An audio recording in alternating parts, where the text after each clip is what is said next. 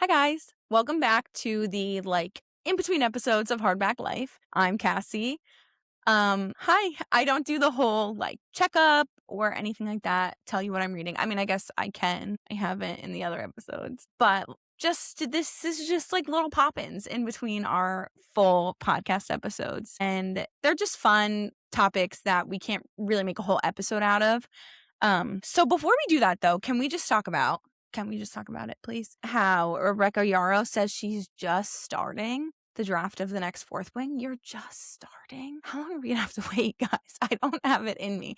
I truly fear that some of these bigger series, I am not gonna be around to finish them. I'm just I'm gonna be 80 by the time ACOTAR is done and Fourth Wing is done. I know it. I'm gonna be 80. I mean, to be fair, they haven't said how many books are in each series, so that's obviously really exaggerating, but still, I'm in a dramatic mood right now, I guess. So I just had to get that out. We talked about it in our last episode when we had Jess on from Oddbirds, but I just thought I'd repeat that. We're just starting it, guys. We're just starting. And I understand she's a mom and these authors have lives, and I totally get that. But I am not a very patient person, and I'm really trying to be. I promise I'm trying to be. Okay, I feel better. I had to get that out. All right. So last time I did one of these episodes, I did what you should read based on music. That was really fun. I think it's something I'll do again because even after I filmed, I was like, oh, I could have done Beyonce. I didn't do any country singers. Come on. I should have thrown those in. Country singer, that's an easy one. You should be reading these cowboy books, right? But anyway, that's not what we're doing this time. This time, I'm going to, based on female characters from shows from from my childhood. Becca might be a little too young for some of these. She might have watched them, but I'm just saying, it's more from when I was a kid based on them. And then a special inclusion, or what do you call those? An honorable mention, because it's Olivia Benson and I love her and she should be talked about more. I love Mariska Hargitay, but she'll be at the end because that's just a fun throw in. I was going to do just shows, but then I really went down this wormhole of they're all shows from my childhood. So I stuck with it. And technically, SVU is also from my childhood. It's on its 27th season. I've been watching that as long as I can remember. My mom is also a big true crime buff, and my dad was. So we watched that show in both households. So there are reasons why I will give them, but based on your favorite female character from childhood shows, what you should read. Let's start with, from Rugrats, a classic, Angelica. I think if you identified with Angelica or you really liked Angelica, she was your favorite Rugrat, you should read Throne of Glass. Because Angelica always took the lead. She was always making the plans, even if they weren't the best.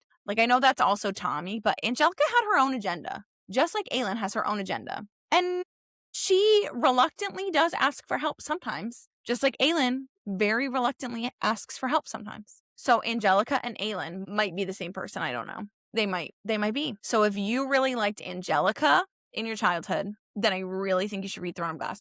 And they're also both really I don't know what's materialistic, I guess. They really like to look nice. They like their stuff. I mean, that Cynthia Doth took a beating. Let's be honest. But she always had the nicest outfits. Her mom, her parents were the ones that had more money. So they were paying for new clothes all the time. Aelin, Angelica. It just makes sense, right? There's no science behind these guys. It's just the vibes that I pick up. And I mean no harm because I watched all of these shows and I've read obviously all of the books. So I like all of it. So this is not any shade. There's no science. They're just, if you liked Angelica as a child, you give me the vibes I see for you are Aelin. You know what I mean? There's no science. There's no judging. I've read them all. I've watched them all. I've loved them all. I'm going to say this, and the next one I'm going to say is also a really popular series, but I did try to throw in some other books, maybe not, they're still popular books, popular authors, but maybe not the standard that I always refer back to. Granted, I just started with Throne of Glass. Spoiler alert, the next one's ACOTAR. But there are, I included some poetry. Again, they're bigger names in poetry because I want people to know who they are, I guess, or be able to connect with them. But I did try to mix it up a bit, if that makes sense. Maybe talk about some that I don't necessarily always talk about. That being said, the next one is ACOTAR. If you were a Lizzie McGuire girl. That guitar is for you. And here's why. There's a very specific reason. Lizzie McGuire had two personalities. There was the cartoon Lizzie, right? And then there was the real life Lizzie. And the cartoon Lizzie was so brave. And she was going to tell everybody off, and she was going to say everything, and she was going to stand up for herself. But the real life Lizzie, not so much. So I feel like that's Feyre. She, in so many ways, is very tough. I mean, she's been hunting for her family forever. You know, she went to this new, not world, but new, what do I call that? Not a world. It's on the same world, but new area of the world. Why am I blanking on it? Like Printhean. I know she goes to Printhean, but what would you call that? It's not a new world altogether. These new lands. She goes to these new lands, maybe. And she becomes a little more docile, a little weaker. She thinks things, but she's not necessarily saying things. And then she goes through her struggles after Under the Mountain, which is fair. But I just feel like there's always these two sides to Feyre. There's this soft side that needs a little bit more love and care, but there's a very tough side also. Tell me that's not Lizzie McGuire. This cartoon, tough persona who she is part of her. Lizzie will do those things sometimes, but there's also this really soft side to Lizzie. So I think that one kind of does a good job at both. And so if you are a Lizzie girl or a Lizzie person, I think you should read ACOTAR. All right. Next, sometimes I feel like this show might have been a fever dream at some point of my life, but the show and I'm also really testing my editing skills because I do want to put up pictures of the shows if you need like a visual reminder. You might need the visual reminder for this. If you ever watched As Told by Ginger, it was a cartoon. I don't really know how else to express it. I think they were in middle school. She had braces. Her best friend was blonde. Like, I really don't know how else to explain this show, but I loved it. Like, I loved this show. There was two popular girls. One was nicer than the other one. Like, probably like, I don't know how else to explain the show other than it's just As Told by Ginger. It's just there. It just was As Told by Ginger. But if you watched As Told by Ginger, then I think you should try to read some poetry by, and forgive me, we know how I am with names. Somebody just called me out on, kindly, but they did just call me out on TikTok for it. Because apparently I don't say Lorcan or he lied right. Fun fact. It's fine. I'm never going to say him right. But if you watched As Told by Ginger, you should read Rupi Kaur, Kaur. I really like her poetry. It's a little bit, not dark or angsty, but maybe somebody who's trying really hard to see the light and the positive, and they keep getting pulled back into like a low. Would be kind of how I describe that. I absolutely adore her writing. I've read all of her books that she has out. I think I own all of them. I adore her writing, and I just get, like, Ginger was a sensitive girly. I think that she would have grown into a poet. So I just think that, and she gives me like that same kind of writing vibes. Like, she's trying so hard to see the positive things, and every now and then something just brings her back. You know, for the most part, her poetry does gleam towards positivity, but because there have been things in the past that she's working on overcoming. You know what I mean? Like, we're working on being positive because we've had negative experiences. And that's kind of what I get from Ginger. So if you watched As Told by Ginger, Rupi Kaur, Kaur. Next is Kim Possible. And I really toyed with Kim Possible because the first one that popped into my mind was Fourth Wing, of course, because Violet is like a badass warrior, right? But she doesn't start that way. And that's where I struggled with that. I didn't want that to be Kim Possible because Kim Possible always knew she was a badass. Keep going to say violence. Violet had to learn that about herself. So that's kind of where I hesitated with that. So what I decided to go with, we've had the author on, Jo, and I'm going to say her last name wrong too. And she even tells me in the episode how to say it. I always want to say Rashini, but I know it's not that. But the branded duology. I'm just going to go over it. I really, really like, she's such a kind person. I really enjoyed working with her. I read her books prior to her coming on, and that's kind of how we developed that relationship. She reshared and commented on stuff that I shared on her Instagram. And she was just so kind and so pleasant. I really enjoyed her. I'm not saying these because I like Jo as much as I do. Genuinely loved the duology also. The main character, Nara, is always kind of a badass. She was a little more confined in the beginning just because of the way this society is built that she's living in.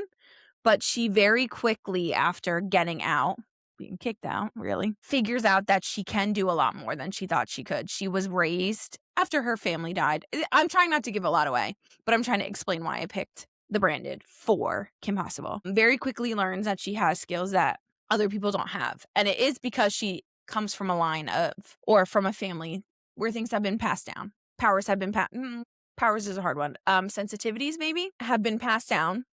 And it doesn't take her long to step into the role of being a badass risk taker to change the world kind of person. Granted, Kim Possible fights like little villains throughout the time, and Nara is fighting for a bigger purpose the whole book, but I do just see a lot of similarities in there. Like, I love that again, it takes Nara a little bit of time, but she always has capabilities that she's proud of from the start. There's always more to her, and she knows that, right? She just doesn't always know what is more. Such a bad way of summing that up. But if you were a Kim Possible person, I was a huge Kim Possible person, you would like the branded, and I stand by that. I may not be able to verbally explain that right now because I don't want to give away the book, but if you read it, come back, let's have a conversation, because I can explain it if you know it, Like ACOTAR, I feel like so many people know I don't have to give a lot. I'm not giving a lot away. Same with Throne of Glass or Fourth Wing, like those bigger ones people are more familiar with. So I don't feel like I'm giving away anything. I like to go in as blind as possible to books. So I'm trying to help you go in as blind as possible. But yeah, Kim Possible, the branded. Now, if you liked, I'm moving on from that. That was such a hard one to explain, but I stand by it. So if you liked Miranda from Drake and Josh, I think you should read The Emma Effect by Leah Riley. It was an arc that I read, and it's based on the book Emma. The female character is brilliant. She's so smart. She's an academic, and the guy she falls for plays ice hockey. Now, she's older. She's so smart. Miranda on Drake and Josh, we all know, is so smart, so techie. This main character is also in tech. That's what it's about. She's in tech, and the guy she falls for is in ice hockey. And I can just see Miranda focusing so hard on like her technology and her career, kind of forgetting about finding somebody, And she's not old by any means. She's in her 20s in the book. But then ending up falling for somebody a little bit younger. I don't know. I could just see that for Miranda. I could see literally this book playing out as if it were Miranda from Drake and Josh. And it feels, if you've read the book and you watch Drake and Josh, it feels very on the nose, but I think that's okay. I think that's perfect. My next recommendation, I have a lot. Guys, I put a lot of thought into these. Again, not actual science or data, but just a lot of thought. If you liked Mose from Ned's Declassified School Survival Guide, Ned's Declassified School Survival Guide, if you've ever seen that, I don't think it was on very long. I would read First Time Caller by B.K. Borison. I loved First Time Caller, and it's funny that I'm giving Mose this one because Ned's was not my favorite. I liked it. I watched it. It wasn't my favorite. Mose wasn't my favorite, but she just gives me the same vibes. Like, she was always hanging around the guys, right? Her two best friends were guys. She didn't really have any friends that were girls. I can picture her ending up in a similar situation as the main character. She's a single mom, still very close to her ex that she had the child with, but focusing so hard on her child and making life the best she can for that child, and forgetting about herself a little bit, forgetting that she's allowed to think about herself. I feel like Mose a lot of times did forget to think about herself. The show's about Ned, of course, so most of the issues were Ned's, and Mose focused on Ned. And I also can just see her being a mechanic, like that main character. Like, she always hung around with the guys, so why not, go into working with cars? I could see it. I think that it's fitting, Okay, so I had a couple more shows I really wanted to do, but I struggled with matching them. So I'm going to say them. And if you have an idea, I want you to put it in the comments. Two, I had ideas, but they were like, so I'll tell you what I thought, but we'll move on. We won't stay on them for long. If you liked Even Stevens and your favorite was Ren Stevens, I think you should read Great Big Beautiful Life. I don't really know why, to be honest. That was one I was struggling with. So I was like, maybe that's kind of the vibes I got, but it wasn't great. So I don't know. It's not on my, every other one that I've mentioned so far. It makes sense to me. It clicks. Something makes sense about these. These last four, I'm like, I couldn't decide. So Ren Stevens, Great Big Beautiful Life by Emily Henry. I don't know. It seems fitting, but maybe it's not. It just like the competitive between the female main character and the male main character, it just gave me like, Ren's very competitive, especially with her academics and her jobs. So it feels kind of fitting. I don't know. Have you ever watched Doug? Also, more people I think I've heard of Doug than As Told by Ginger. If you remember Patty Mayonnaise, sorry, I wrote mayo, so I didn't have to write the whole word. If you remember Patty Mayonnaise, I was thinking maybe try Courtney Peppernell. Again, I didn't really know why Patty felt like it was giving me poetry vibes. The first few I said, I really was strong on, but then these, I couldn't really match the vibes to anything. And then, like I said, the honorable mention, if you watch SVU or currently watch, I guess, Olivia Benson, I think you should read To Kill a Mockingbird. Because, like Scout, Olivia Benson always tries to find what is right. Even if it goes against her job, she always tries to find what's right. How many times has she told somebody she's arrested, but had to arrest? Like maybe they were a victim that ended up shooting their assailant. You know what I mean? Like had to arrest, but still didn't believe that was the right choice. How many people did she set up with like defense attorneys and, get little bits of information too so they could have a better chance? I just feel like they might not know what the right thing to do is based on the law. Scout obviously was a child. She didn't know the right thing to do based on the law, but she knew how she wanted to treat people. And I feel like Olivia gives those same vibes. Like she might not be able, she's a police officer, obviously. But if she cannot, in good conscience, just lock somebody up, like she will do everything she can to help them still, if that makes sense. It's the same vibes. Not the exact same thing, but the same kind of vibes. Have fun with that, guys. I put a lot of thought into these. And again, there's no science. It's just vibes. What are you feeling?